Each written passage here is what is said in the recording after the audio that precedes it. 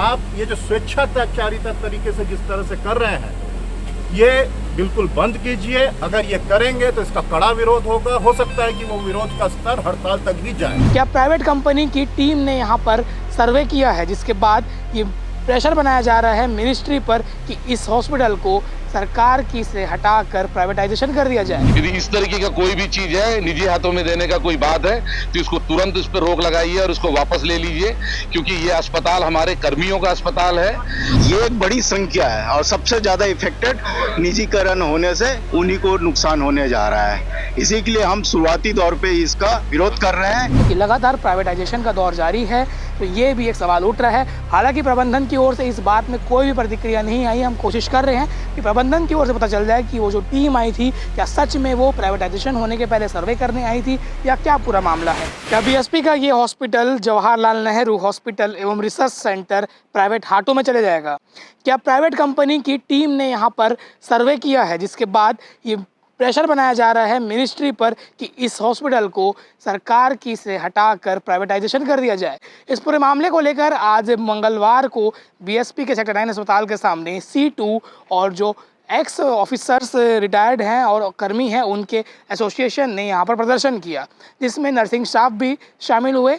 इस पूरे में ये आरोप लगाया जा रहा है कि सेक्टर 9 अस्पताल में जब सोमवार को C2 की टीम यहाँ के प्रबंधन से मिलने गई थी, तो वहाँ उनको कुछ सूत्रों से जानकारी मिली, उड़ती उड़ती खबर मिली कि यहाँ पर एक केंद्र से एक प्राइवेट कंपनी है वो सर्वे करने आई हुई थी, जो इस हॉस्पिटल का पूरा सर्वे कर रही है, क्योंकि जो मिनिस्ट्री है उस पर फोर्स लगाया जा रहा है, उस पर दबाव बनाया जा रहा है कि इस अस्पताल को अब प्राइवेटाइजेशन कर दिया जाएगा। आपको बता दें कि बीएसपी के जितने कर्मचारी हैं, अधिकारी हैं, रिटायर्ड कर्मचारी अधिकारी हैं, उनका और उनके परिवार का इलाज और स्वस्थ रहने की जिम्मेदारी पूरी इस हॉस्पिटल की है। सेंट्रल इंडिया का सबसे बेस्ट बर्न यूनिट यहाँ पर है और सबसे पुराना अस्पताल और सबसे अत्याधुनिक सुविधाएँ यहाँ पर है, क्योंकि ये बीएसपी अभी सेल अंडरटेकिंग है। सेल अंडरटेकिंग यानी कि steel authority of India limited, जो बीएसपी का प्लांट है, भिलाई स्टील प्लांट, उसके अंदर ये हॉस्पिटल का संचालन होता है।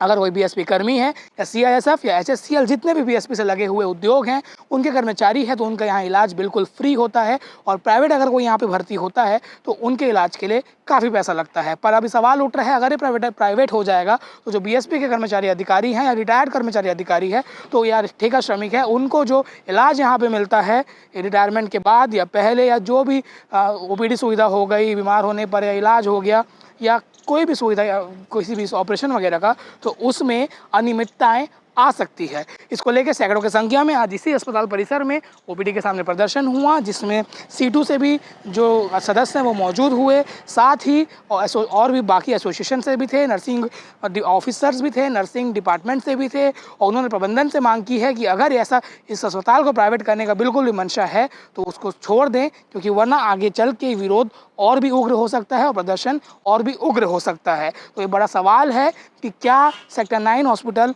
अब प्राइवेट हाथों में चले जाएगा, क्योंकि लगातार प्राइवेटाइजेशन का दौर जारी है। तो ये भी एक सवाल उठ रहा है। हालांकि प्रबंधन की ओर से इस बात में कोई भी प्रतिक्रिया नहीं आई। हम कोशिश कर रहे हैं कि प्रबंधन की ओर से पता चल जाए कि वो जो टीम आई थी, क्या सच में वो प्राइवेटाइजेशन होने के पहले सर्वे करने आई थी या क्या पूरा मामला है। ये दावा है, ये आरोप है, इस पर पुष्टि नहीं किया जा सकता कि इसे प्रोसेस चालू हो गया है, पर इस मामले में जो भी आगे अपडेट होगा बताएंगे। पर यह विवाद स्थिति बनी है। आज सुबह आज ये प्रदर्शन हुआ है, तो हमने सोचा आपकी खबर बताया जाए। आगे आप सुनिए प्रदर्शन के दौरान लोगों ने क्या कुछ कहा। ये पता चला वो किस लेवल का होगा हमको नहीं मालूम, लेकिन दोपहर को 2 बजते बजते ये बात सामने में आ गई कि अस्पताल को निजी हाथों में देने के दिशा में कुछ कार्रवाइयां दिल्ली से शुरू हुई है। उसमें भी मंत्रालय इन्वॉल्व हो गया। मंत्रालय जबरदस्ती कर रहा है, देना है।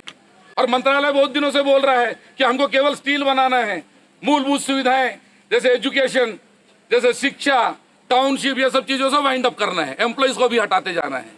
तो इस तरीके की चीजें होते होते शाम तक की एकदम मामला पूरा क्लियर होने लगा। हमारे बीच में भी क्लियर आ गया, ऑफिसर्स के बीच में भी क्लियर हो गया।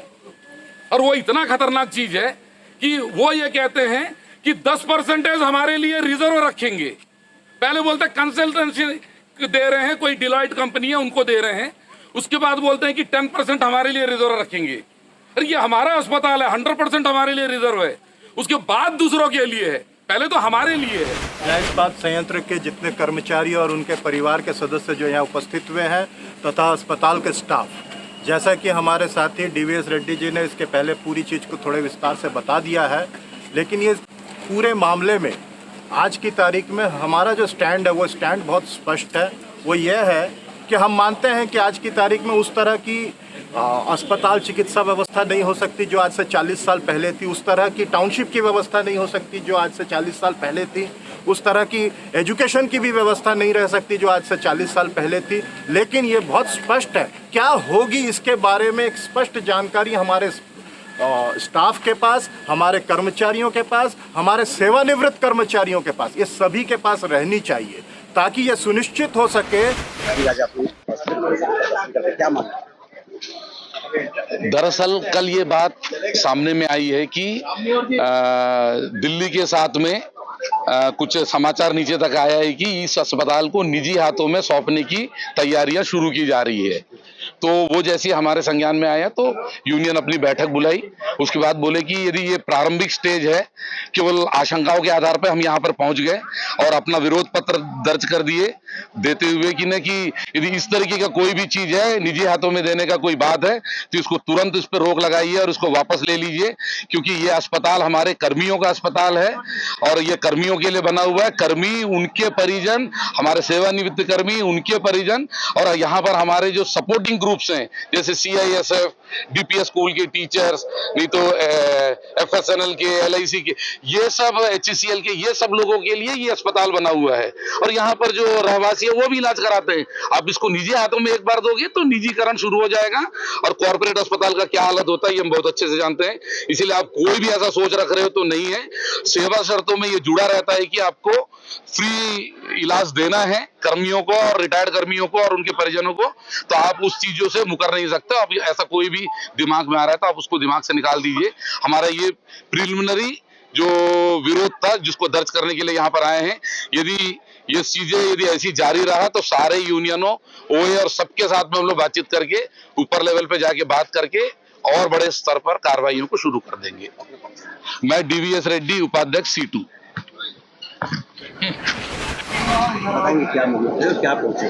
विश्वस्त सूत्रों से जैसे पता चला है कि सेल मैनेजमेंट पूरे सेल के जितने भी इकाइयां हैं उसके हॉस्पिटल को निजीकरण करने की कोशिश कर रही, प्राइवेट हाथों में देने की प्रयास कर रहे, इस तरीके का प्रस्ताव है। ये जानकारी मिलते ही BSP x employees association, welfare association ने इस पे CI2 के साथ चर्चा करके ये पता चला तो उन्होंने शुरुआती दौर पे इसका विरोध व्यक्त किया है और हम मैनेजमेंट को ये कहना चाहते हैं कि इस तरीके की किसी भी कार्रवाई के खिलाफ हम तमाम नियमित कर्मचारियों के साथ सेवानिवृत्त कर्मचारी भी एक होकर इसका विरोध करेंगे, क्योंकि सबसे ज़्यादा इफेक्ट जो है ये सेवानिवृत्त कर्मचारी और उनके परिवार पे पड़ने वाला है।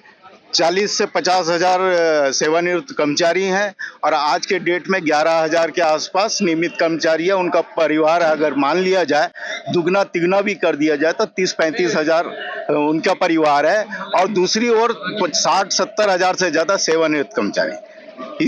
ये एक बड़ी संख्या है और सबसे ज़्यादा इफेक्टेड निजीकरण होने से उन्हीं को नुकसान होने जा रहा है। इसी के लिए हम शुरुआती दौर पे इसका हम विरोध कर रहे हैं और ये भी है कि यहाँ के जो इस हॉस्पिटल स्टाफ है, जो बड़ी संख्या में डॉक्टर है, नर्स है, लैब टेक्नीशियन है, तमाम उनका भी सवाल है। इसी के लिए हम सेवानिवृत्त कर्मचारी एसोसिएशन भिलाई इसका विरोध कर रहे हैं। MS शांत कुमार, उपाध्यक्ष BSP एक्स एम्प्लॉइज एसोसिएशन। हमें सूचना मिली है, सूचना क्या मिली है कि कल हॉस्पिटल में काफ़ी गहमा गहमी थी, काफ़ी चहल पहल हो रही थी इस बात को लेकर कि कॉरपोरेट का कोई समूह है, कोई बाहरी निजी कॉरपोरेट समूह है जो इस हॉस्पिटल को लेना चाह रहे हैं और इसके लिए मिनिस्ट्री से प्रेशर है और उसके लिए हमारे यहाँ के चिकित्सा अधिकारी काफ़ी चहल पहल कर रहे थे।